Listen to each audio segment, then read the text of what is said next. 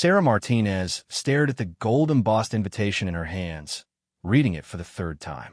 The expensive paper felt smooth between her fingers, and the elegant script seemed to mock her with every word.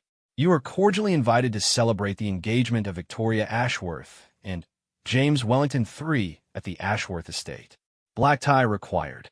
She remembered the smirk on Victoria's face when she handed over the invitation during their chance encounter at the local coffee shop. Victoria had looked her up and down with those cold blue eyes, taking in Sarah's worn jeans and faded jacket before extending the cream-colored envelope with a perfectly manicured hand. "I do hope you can make it, Sarah," Victoria had said, her voice dripping with false sweetness. "It would be such a shame if you missed it. After all, it's not every day someone like you gets invited to something like this." The emphasis on "someone like you" had been crystal clear. Victoria Ashworth, daughter of tech billionaire Richard Ashworth, was making sure Sarah knew exactly where she stood in the social hierarchy. Sarah was the scholarship kid who had somehow ended up in their prestigious university, the girl from the wrong side of town who didn't belong in their world of designer clothes and expensive cars. What Victoria didn't know, what none of them knew, was that Sarah's life had taken a dramatic turn since graduation 3 years ago. While they assumed she was still struggling to make ends meet, Sarah had been quietly building something extraordinary. Sarah folded the invitation carefully and placed it on her desk, right next to her military commendation and the keys to her custom motorcycle. The irony wasn't lost on her. Victoria thought she was inviting the same insecure girl who used to eat lunch alone in the university library, but that girl was long gone. The transformation had started the day after graduation when Sarah walked into the Army recruitment office. She still remembered the surprised look on the recruiter's face when she expressed interest in aviation. Women in combat roles were becoming more common, but helicopter pilots were still a rare breed. "Are you sure about this?" Sergeant Rodriguez had asked, his weathered face serious. "It's not easy. The training is brutal, and not everyone makes it through." Sarah had looked him straight in the eye. "I'm sure. I want to fly." The next 18 months had been the hardest of her life. Basic training had pushed her to limits she never knew existed. She woke up at 4 in the morning, ran until her lungs burned, and studied until her eyes couldn't focus anymore. When other recruits complained about the impossible standards, Sarah pushed harder. Flight school had been even more challenging. The Apache helicopter was a machine of incredible complexity, a flying weapons platform that required split-second decisions and nerves of steel. Sarah had thrown herself into learning every system, every procedure, every emergency protocol. She studied the technical manuals until she could recite them from memory.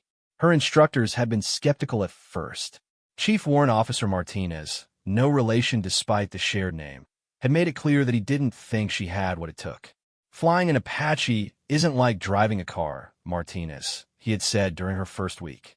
"This machine can kill you and everyone around you if you make a mistake. You need to be perfect, and perfect takes years to achieve." But Sarah had proven him wrong, one flight at a time. She mastered the complex controls, learned to operate the targeting systems with precision, and developed the spatial awareness that separated good pilots from great ones. By the end of training, even Martinez admitted she was something special. "You've got a gift, Martinez," he had said after her final evaluation. "I've been doing this for 20 years, and I've rarely seen someone pick it up as naturally as you have." The deployment had come next. 18 months in hostile territory, flying missions that tested every skill she had learned. Sarah had faced enemy fire, executed dangerous rescues, and proven herself in combat conditions that would have broken lesser pilots. She had saved lives and earned the respect of soldiers who initially doubted her abilities. The commendations and medals had followed, recognition for actions that she couldn't discuss in detail due to security classifications. But the real prize had been the confidence that came with knowing she could handle anything life threw at her. Now, sitting in her apartment, Sarah smiled as she looked at the invitation again. Victoria had no idea what she had set in motion. The engagement party was tomorrow night, and Sarah was definitely planning to attend. She walked over to her closet and pulled out the black dress she had bought for the occasion. It was simple but elegant, the kind of outfit that would fit perfectly at a high society event. She had learned a lot about blending in during her military service, adapting to different environments and situations. Her phone buzzed with a text message from her former roommate and best friend, Jenny Chun. Did you decide about the party? You know you don't have to prove anything to those people. Sarah typed back quickly. I'm going. It's time Victoria learned not to judge people by their past. Jenny's response came immediately. Be careful. You know how cruel she can be. Remember what she did to you in college. Sarah certainly remembered. Victoria had made her college years miserable with a campaign of subtle humiliation and social exclusion. She had spread rumors about Sarah's scholarship status, made jokes about her secondhand clothes, and ensured that Sarah was never included in any social activities.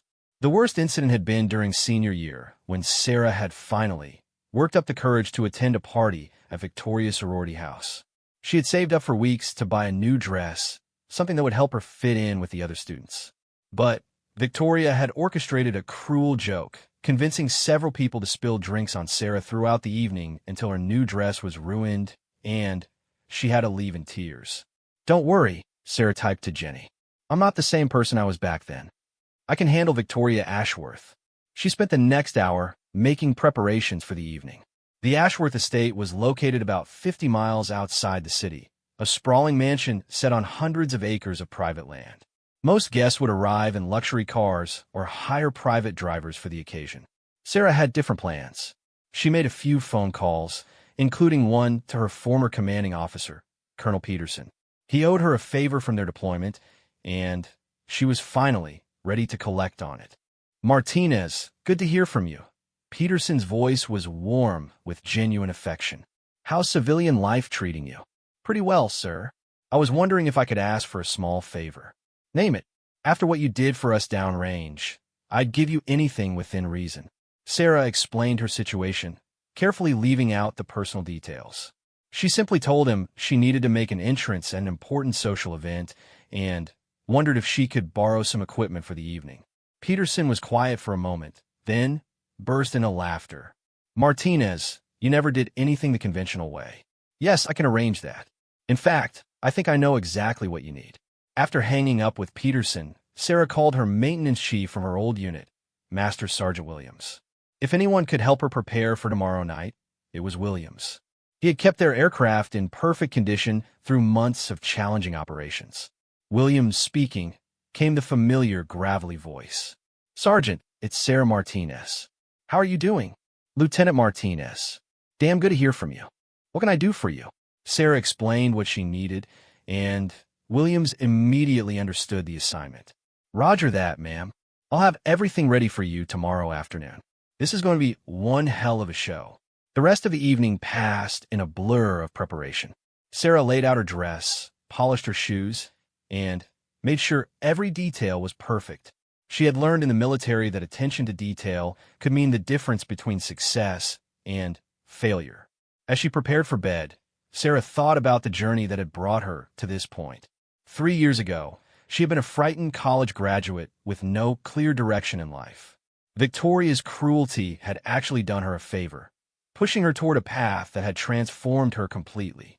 The military had given her more than just technical skills and combat experience. It had given her confidence, purpose, and a sense of belonging that she had never felt before.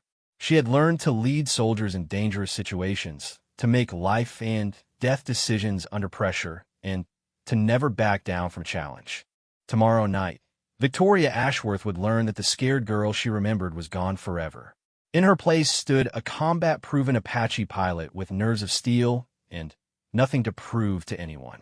Sarah fell asleep with a smile on her face, dreaming of helicopters and the look of shock that would soon cross Victoria's perfectly made-up face. The next morning arrived crisp and clear, perfect flying weather. Sarah woke up early out of habit, even though she no longer had morning formations to attend. She went for a run through her neighborhood, maintaining the fitness standards that had become second nature during her service. After breakfast, she drove out to the military base where Peterson had arranged for her to pick up a ride for the evening. The guard at the gate recognized her name on the visitor list and waved her through with a smile. Good to see you back, Lieutenant Martinez, he said. The colonel is waiting for you at the flight line. Sarah parked near the hangars and walked across the familiar tarmac. The sight and sound of military aircraft brought back a flood of memories, both challenging and rewarding. This had been her world for 3 intense years, and part of her missed it every day. Peterson was waiting for her beside a gleaming Apache helicopter, its rotors folded and its weapons systems clearly visible. Even sitting still, the aircraft radiated power and menace. Martinez, there she is, Peterson said, extending his hand. I have to say, when you called yesterday, this wasn't what I expected you to ask for. Thank you for arranging this, sir. I really appreciate it. Don't mention it. Besides, it's good training for the crew. They don't get many opportunities to practice precision landings in civilian areas. Master Sergeant Williams appeared from behind the aircraft, grinning broadly. Everything's ready, Lieutenant. Full fuel, all systems checked, and she's purring like a kitten. Sarah walked around the helicopter, conducting the pre-flight inspection that had become automatic during her training. Every panel was secure, every system showed green, and the powerful engines were ready to roar to life. Your co-pilot will be Chief Warrant Officer Johnson, Peterson said, indicating a young man in flight gear. He's new to the unit, but highly qualified. This will be good experience for him, too. Johnson stepped forward and saluted. Pleasure to meet you, ma'am. I've heard a lot about your service record. Likewise, Johnson. Are you ready for an interesting evening? Yes, ma'am. The colonel briefed me on the mission parameters. Precision landing at a civilian location, wait time approximately 2 hours, then return to base. Should be straightforward. Sarah smiled. If only he knew what they were really walking into. The afternoon passed quickly as they finalized a flight plan and coordinated with air traffic control. The Ashworth estate was located in uncontrolled airspace, which simplified things considerably. Sarah had studied satellite images of the property and identified the perfect landing zone, a large lawn area near the main house that would provide maximum visual impact. As the sun began to set, Sarah changed into her dress and applied makeup with the same precision she brought to every task. The woman looking back at her from the mirror was confident, composed, and ready for whatever the evening might bring. Time to go show Victoria Ashworth what real strength looks like, she said to her reflection. The helicopter engines spooled up with a familiar whine, and soon they were airborne, heading toward a confrontation 3 years in the making. The Ashworth estate gleamed like a jewel in the evening light as Sarah's Apache helicopter approached from the east. Through her helmet's visor, she could see the massive mansion sprawling across perfectly manicured grounds, with luxury cars lined up along the circular driveway, like expensive jewelry on display. Target in sight, Johnson's voice crackled through the intercom. That's quite a spread down there. Copy that, Sarah replied, her hand steady on the controls. Beginning final approach. Remember, we want maximum visual impact, but complete safety. Low and slow over the main lawn, then set down about 50 meters from the house. The party was already in full swing. Through the aircraft's advanced optics, Sarah could see guests mingling on the mansion's terrace. Their formal were creating splashes of black and color against the white marble. String lights twinkled in the gardens, and she could make out a small orchestra playing near what looked like a dance floor. Victoria's engagement party was everything Sarah had expected it would be. Elegant, expensive, and designed to impress. What Victoria hadn't expected was that her most uninvited guest was about to crash the party in spectacular fashion. Beginning descent, Sarah announced to air traffic control. This is Army 67 Alpha, landing at private residence coordinates previously filed. 2 souls on board, no emergency. The controller's response was professional but curious. Army 67 Alpha, Roger. Be advised, that's quite an unusual party arrival. Sarah smiled inside her helmet. Roger, control. We'd like to make an impression. As the Apache descended toward the estate, its distinctive rotor noise began to cut through the evening air. At first, only a few guests noticed the approaching sound. But as the helicopter grew larger and louder, conversations began to stop, and heads began to turn upward.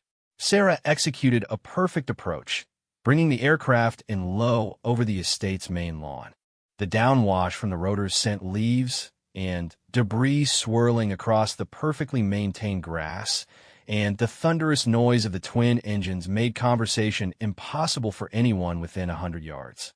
Through the mansion's tall windows, she could see party guests pressing against the glass, their faces filled with shock and confusion.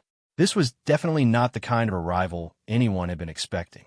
Victoria Ashworth stood frozen on the main terrace, her mouth slightly open as she watched the military helicopter settle onto her family's lawn with practiced precision. Her engagement party, which had been proceeding exactly according to plan just moments before, had suddenly become something entirely different. "What the hell is going on?"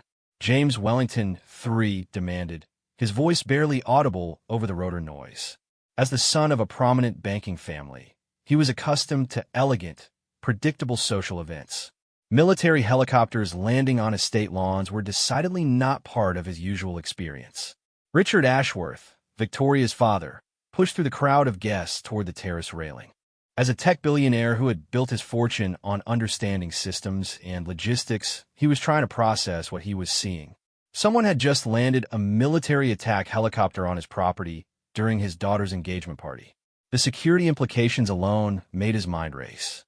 "Should I call the police?" asked Mrs. Wellington, James's mother, her voice shrill with panic.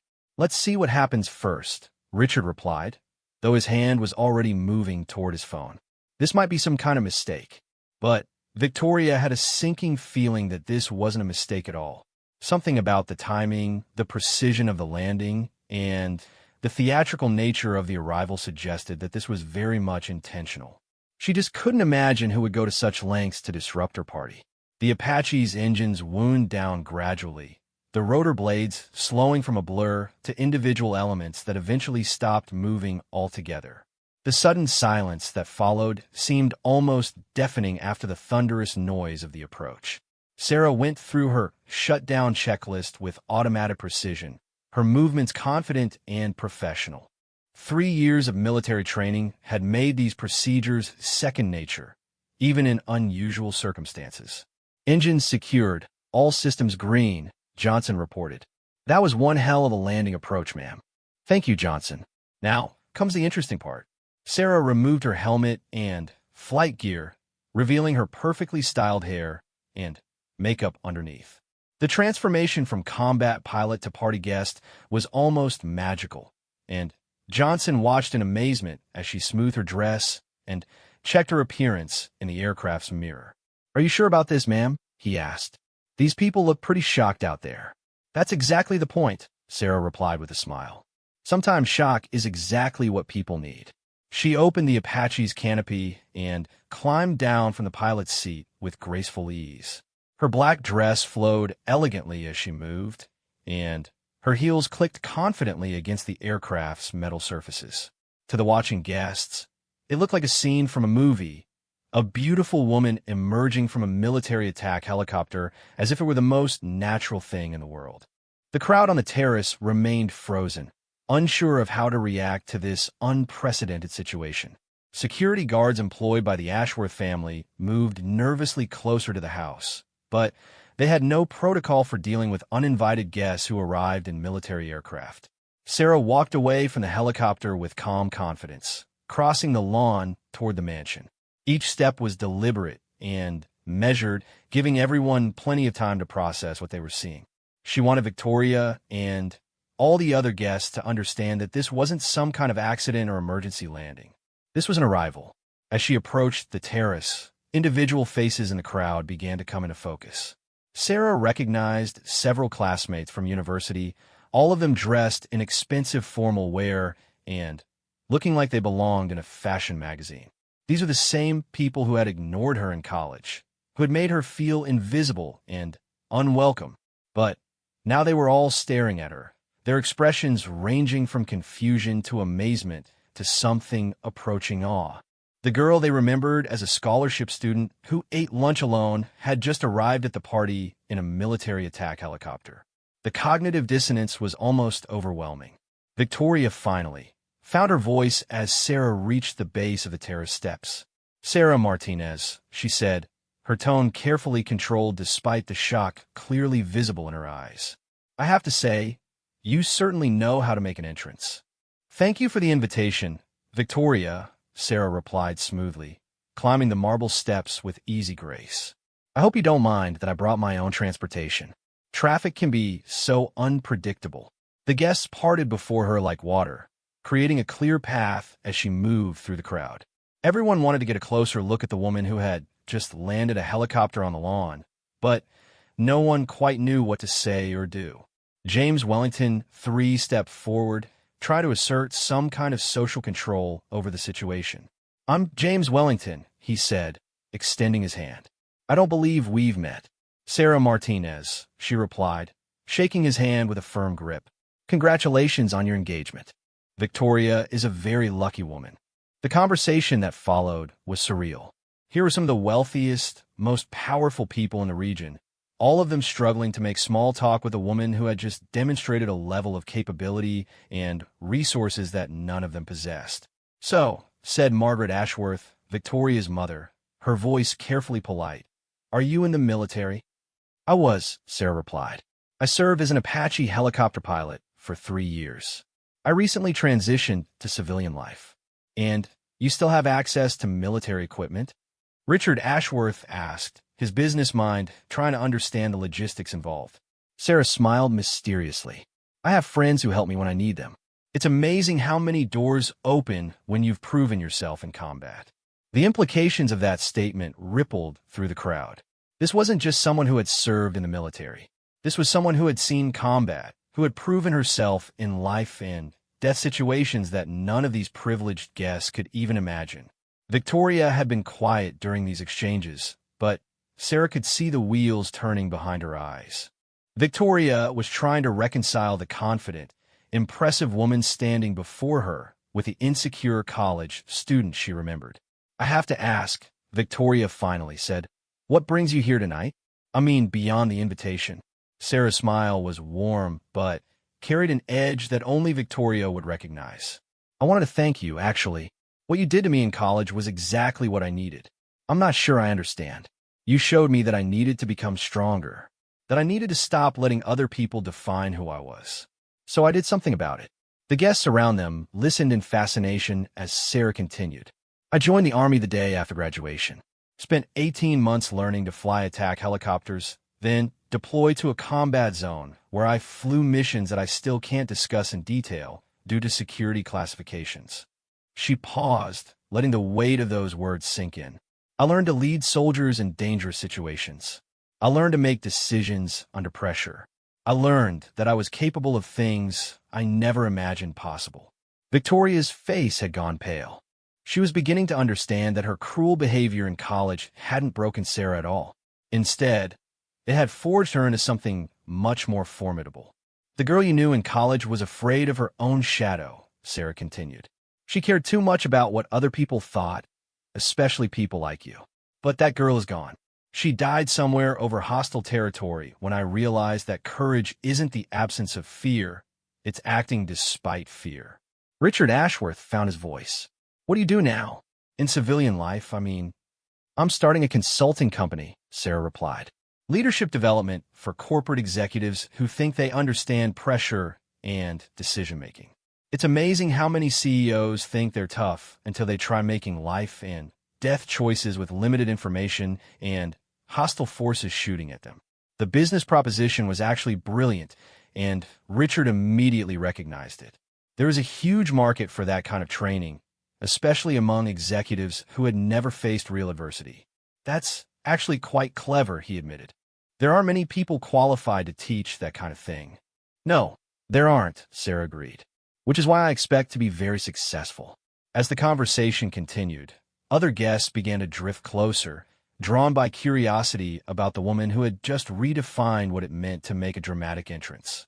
Sarah handled each introduction with easy confidence, discussing her military service with just enough detail to be impressive while maintaining appropriate operational security. But her attention kept returning to Victoria, who was growing quieter as the evening progressed.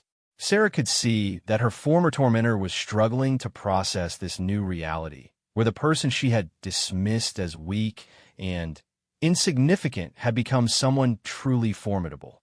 "I should probably check on my co-pilot," Sarah said after about an hour of mingling. "He's keeping an eye on the aircraft." "Of course," Victoria replied, her voice strangely subdued. "Will you be staying much longer?" Sarah glanced at her watch, a military-issued timepiece that had survived multiple deployments. "A little while longer. I want to make sure I get a chance to speak with everyone who's here.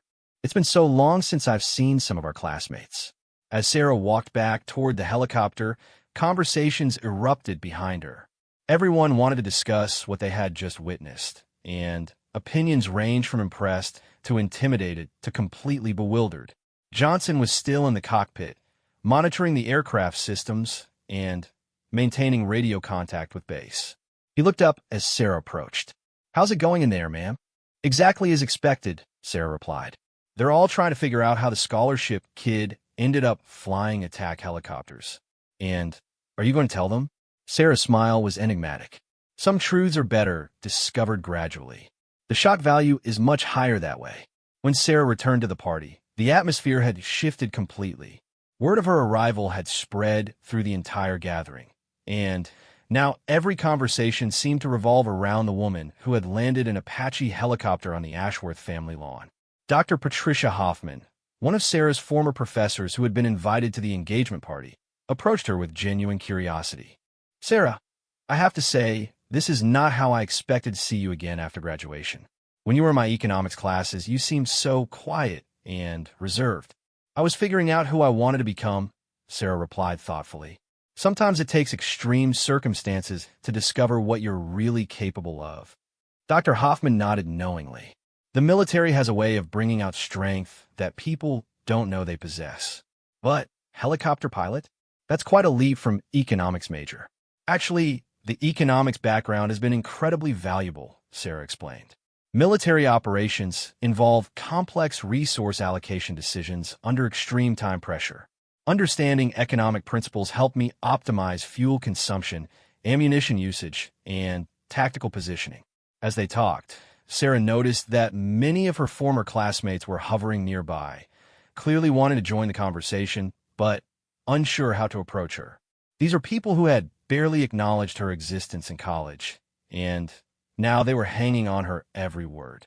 Marcus Webb, who had been student body president and was now working at his father's investment firm, finally worked up the courage to interrupt. "Sarah, I have to ask, how does someone go from our university to flying combat missions? That seems like such a dramatic change." Sarah turned to face him directly, and Marcus immediately noticed the difference in her posture and presence. The uncertain girl he remembered had been replaced by someone who commanded attention without even trying. "It wasn't as dramatic as you might think," she said. "I always knew I was capable of more than what people saw. I just needed the right opportunity to prove it. But why the military? Why not graduate school or a corporate job like the rest of us?" Sarah's smile carried a hint of irony. "Because I wanted to do something that mattered. I wanted to protect people, to serve something larger than myself. And I wanted to prove that strength comes in many forms." Victoria had been watching these interactions from across the terrace, her engagement ring catching the light as she nervously twisted it around her finger. Finally, she approached the growing group around Sarah. "Could I speak with you privately?" Victoria asked, her voice carefully controlled. "Of course," Sarah replied. "Lead the way." Victoria guided her away from the crowd, through the mansion's ornate hallways to a smaller sitting room that offered privacy from the party. The room was decorated with expensive artwork and antiques, a perfect reflection of the Ashworth family's wealth and status. Once they were alone, Victoria's carefully maintained composure began to crack. "I need to understand something. Is this all because of college? Because of how I treated you?" Sarah settled into one of the expensive chairs, her military training making her automatically assess the room's exits and potential threats, habits that died hard. "Partly," she admitted, "but mostly it's because you showed me something important about myself." "What do you mean?" "You showed me that I had been living my life seeking approval from people who didn't matter.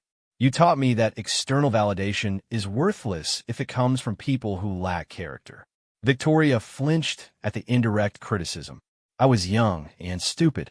We all were. No, Victoria, you were cruel. There's a difference. Sarah's voice remained calm, but her words carried weight. Young and stupid is making bad fashion choices or dating the wrong person. What you did was deliberate and calculated. You're talking about senior year, aren't you? The party at my sorority house. Among other things, yes. Victoria looked down at her hands, unable to meet Sarah's steady gaze. I've regretted that night for years. What we did to you was horrible. What you did to me was necessary, Sarah corrected. It was the final push I needed to stop caring about fitting in with people who weren't worth my time. So you joined the army to spite me? Sarah laughed, a sound without humor. I joined the army to become the person I was meant to be.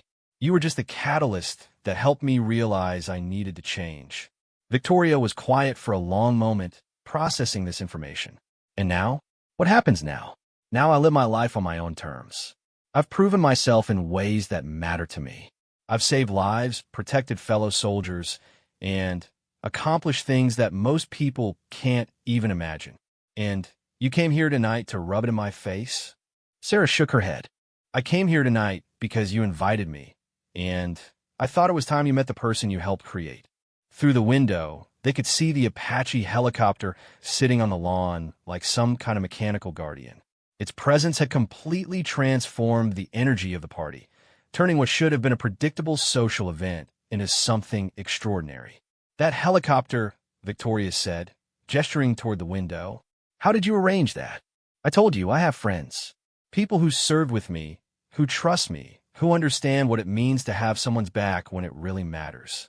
Colonel Peterson, Victoria asked, surprising Sarah with her knowledge. Among others. How do you know that name? Victoria's face reddened slightly. I may have done some research after I sent you the invitation. I want to know what had happened to you after graduation. And what did you find? Commendations for valor, leadership awards, and a service record that's mostly classified. Also, testimonials from soldiers who serve under your command saying you saved their lives. Sarah was impressed despite herself. Victoria had clearly put significant effort into investigating her background. What made you curious enough to research me? Honestly, I felt guilty about college and wanted to know if you were doing okay. I was hoping to find that you were successful and happy so I could feel better about how I treated you.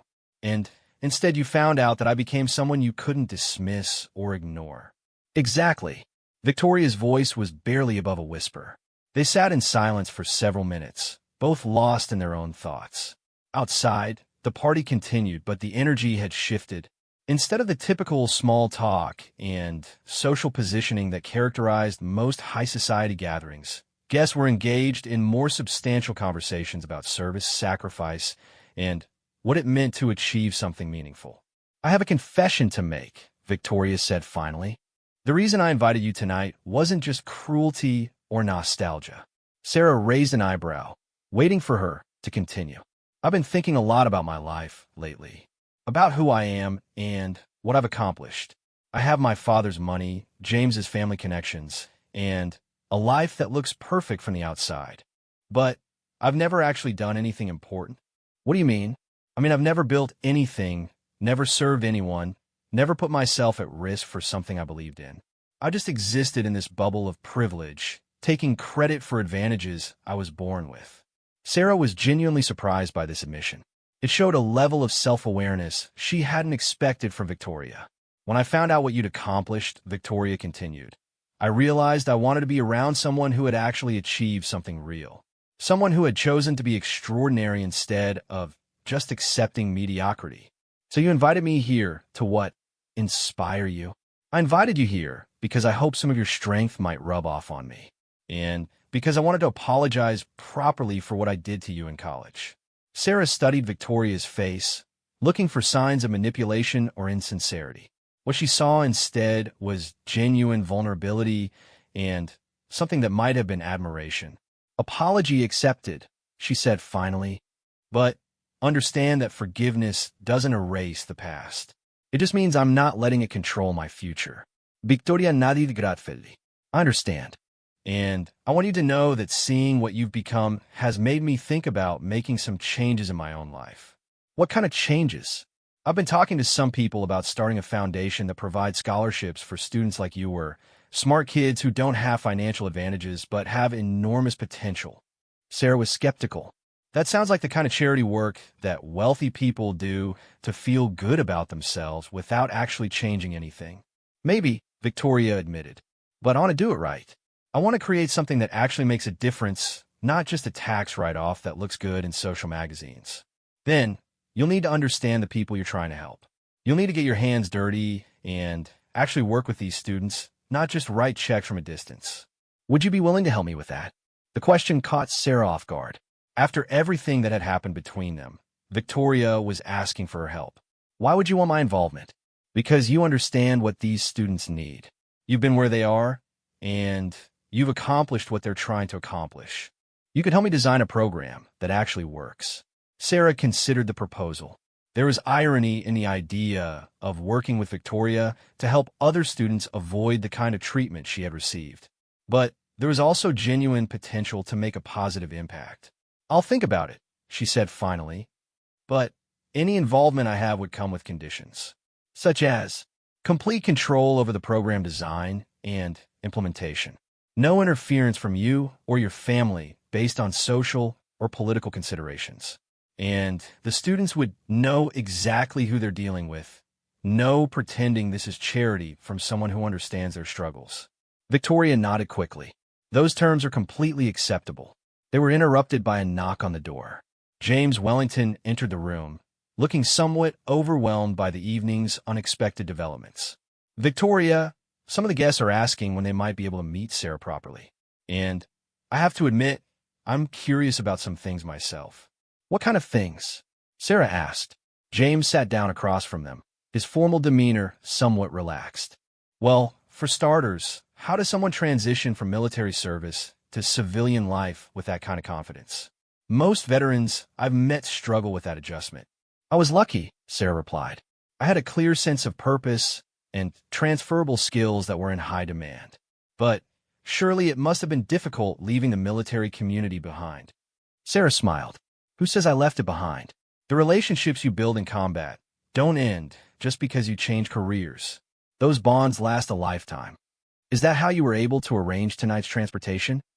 Partly, but it's also because I earned the respect of people who value competence and loyalty above social status or family connections. James absorbed this information quietly. As someone who had inherited most of his advantages, he was beginning to understand that Sarah represented something he had never encountered before: earned authority based on demonstrated competence under pressure. I have to say, he admitted, this evening has been quite educational. I've learned more about real leadership in the past 2 hours than I did in 4 years of business school. Leadership isn't something you can learn from textbooks, Sarah agreed. It's something you develop by being responsible for other people's lives and proving yourself when everything is on the line. As they talked, Sarah realized that both Victoria and James were genuinely interested in understanding her perspective, not just satisfying their curiosity about her dramatic arrival. The conversation was becoming more substantial than she had expected. I should probably get back to the party, she said finally. I promised some people I'd talk with them about military life. Of course, Victoria said, standing as well. And Sarah, thank you for coming tonight. This conversation has meant more to me than you might realize. As they walked back toward the main party, Sarah reflected on how the evening was unfolding. She had come here expecting to make a point about not judging people by their past circumstances. What she hadn't expected was to find people who were genuinely interested in learning and growing from the experience. The party had transformed into something entirely different from what Victoria had originally planned. Instead of the typical high society gathering focused on superficial conversation and social positioning, groups of guests were engaged in deep discussions about service, purpose, and what it meant to achieve something meaningful with one's life. Sarah found herself at the center of multiple conversations, sharing stories from her military service that were both inspiring and sobering.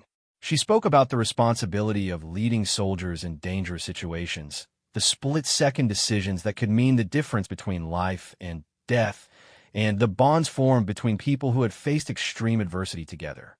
The thing people don't understand about military leadership, she explained to a group that included several corporate executives, is that it's not about commanding people. It's about earning their trust so completely that they'll follow you into situations where failure means they don't come home. Robert Chun, the CEO of a major manufacturing company, leaned forward with intense interest. How do you develop that kind of trust? By proving that you'll never ask them to do anything you wouldn't do yourself. By making decisions based on what's best for the mission and the team, not what's best for your career. And by accepting that their lives are more important than your ego. The executives exchanged glances, each recognizing how different this approach was from the leadership styles they typically encountered in corporate settings. That's a completely different paradigm from business leadership, observed Dr. Elizabeth Morrison, who ran a consulting firm that specialized in organizational development. Most corporate leaders are focused on individual achievement and personal advancement, which is why so many companies struggle with employee loyalty and engagement, Sarah replied. People can sense when their leaders are primarily motivated by self-interest. Real leadership requires putting the mission and the people above yourself. As the conversation continued, Sarah noticed that Victoria was moving through the party, introducing her to various guests and clearly taking pride in being associated with someone so accomplished. It was a complete reversal from their college dynamic, where Victoria had worked to exclude and diminish her. Dr. Hoffman approached Sarah again, this time with several other former professors from their university. Sarah, we've been discussing your idea about leadership consulting for corporate executives. Would you be interested in developing a curriculum that we could incorporate into our business program? The proposal was intriguing. Sarah had already been thinking about how to structure her consulting business, and partnering with the university would provide credibility and a steady pipeline of clients. What did you have in mind? She asked. An intensive program that combines theoretical leadership principles with practical exercises based on your military experience. Something that would challenge executives to think beyond their comfort zones. It would need to be rigorous, Sarah warned. I'm not interested in creating another feel-good seminar where people learn buzzwords without developing real skills. Professor Martinez, who taught organizational psychology, nodded enthusiastically. That's exactly what we want. Too many leadership programs focus on inspiration without transformation. We want something that produces actual behavioral change. As they discussed the details, Sarah realized that this could be the foundation for the consulting business she had envisioned.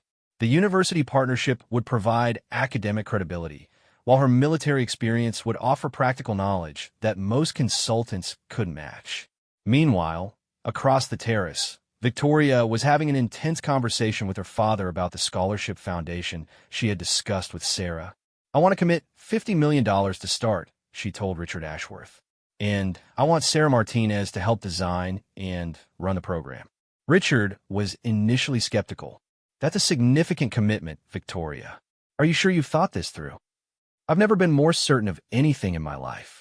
Meeting Sarah tonight has made me realize how much potential gets wasted because people don't have access to opportunities. I want to change that. And you think Sarah is the right person to help with this? Victoria gestured toward the group surrounding Sarah, where executives, professors, and other influential people were hanging on her every word. Look at her, Dad. She's accomplished more in 3 years of military service than most people achieve in a lifetime. And she did it starting from a position with fewer advantages than anyone else at this party. Richard followed his daughter's gaze and had to admit that Sarah's presence had elevated the entire gathering. What had started as a typical social event had become a meaningful exchange of ideas about leadership, service, and achievement.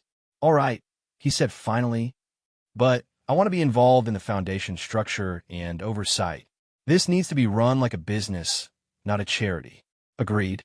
Sarah already insisted on those same conditions.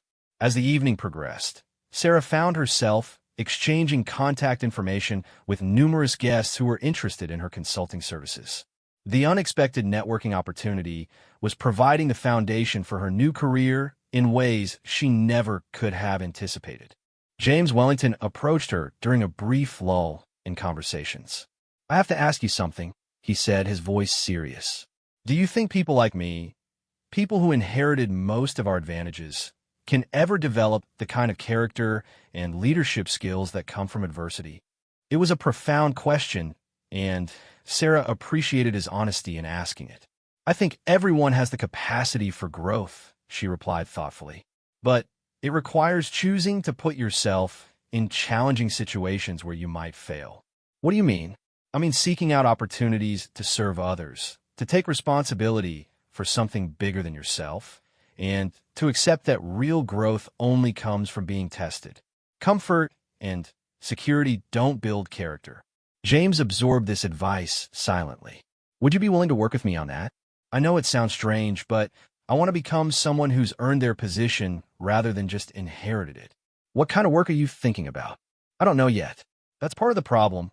I've never had to figure out how to contribute something meaningful to the world. I've just assumed I'd take over my father's business when the time came."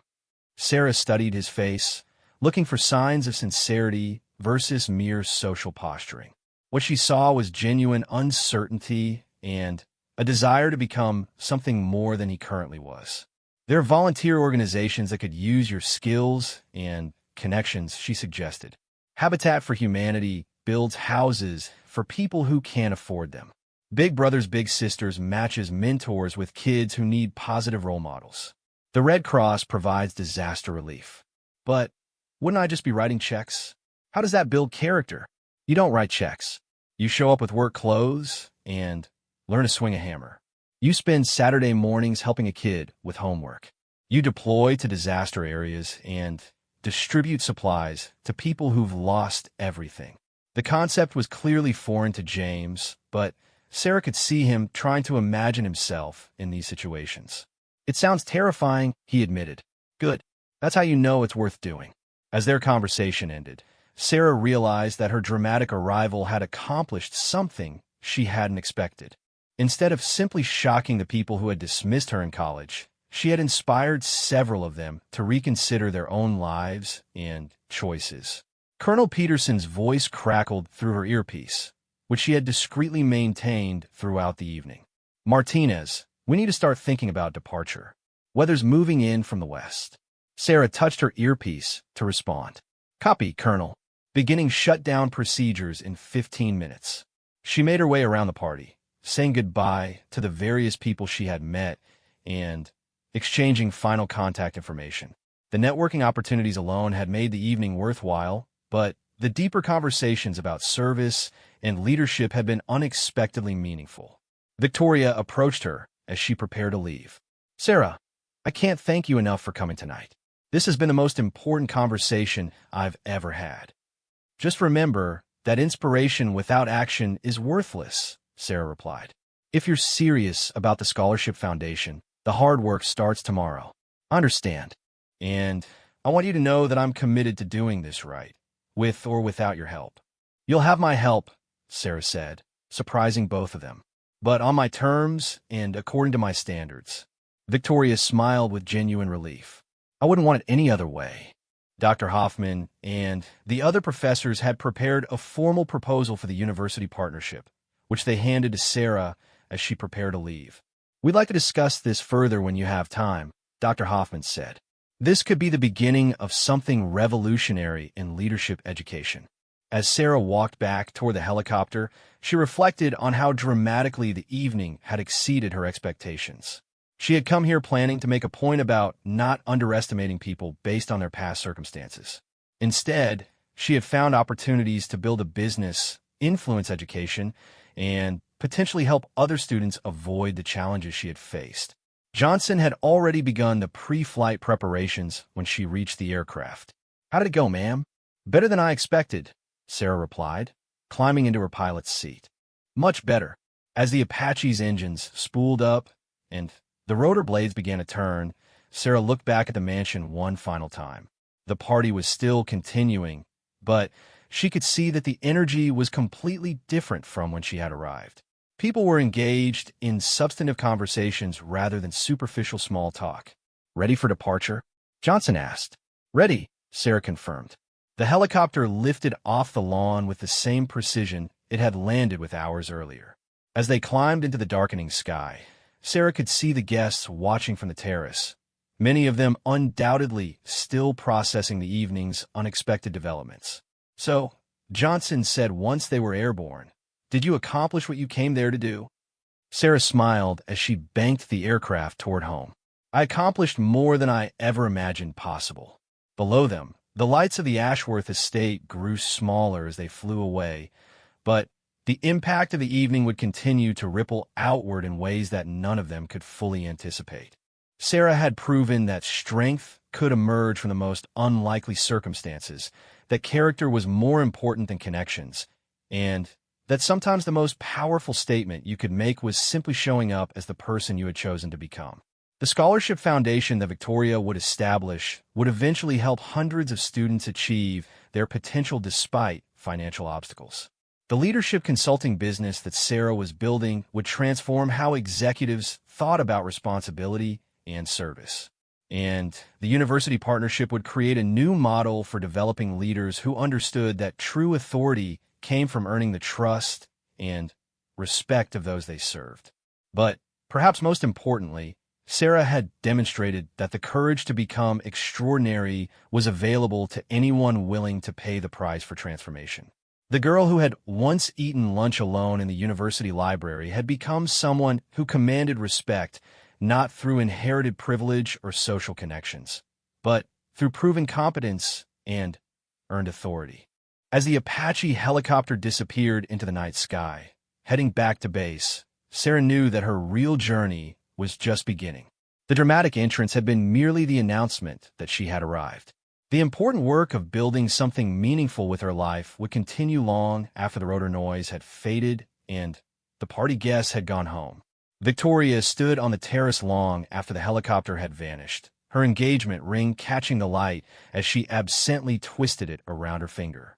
The woman she had once dismissed and tormented had returned as someone she could barely recognize, someone she genuinely admired and wanted to emulate. Tomorrow, Victoria would begin the work of becoming worthy of the second chance that Sarah had given her.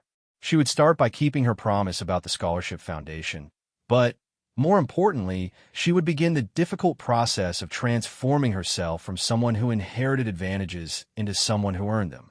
The engagement party had ended exactly as planned, with guests departing in their luxury cars and returning to their comfortable lives.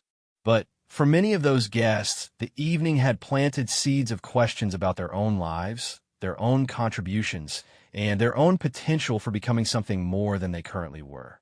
Sarah Martinez had arrived in an Apache helicopter, but she had left something far more powerful behind. The undeniable proof that extraordinary achievement was possible for anyone willing to choose courage over comfort, service over self-interest, and growth over stagnation. The party was over, but the real transformation was just beginning.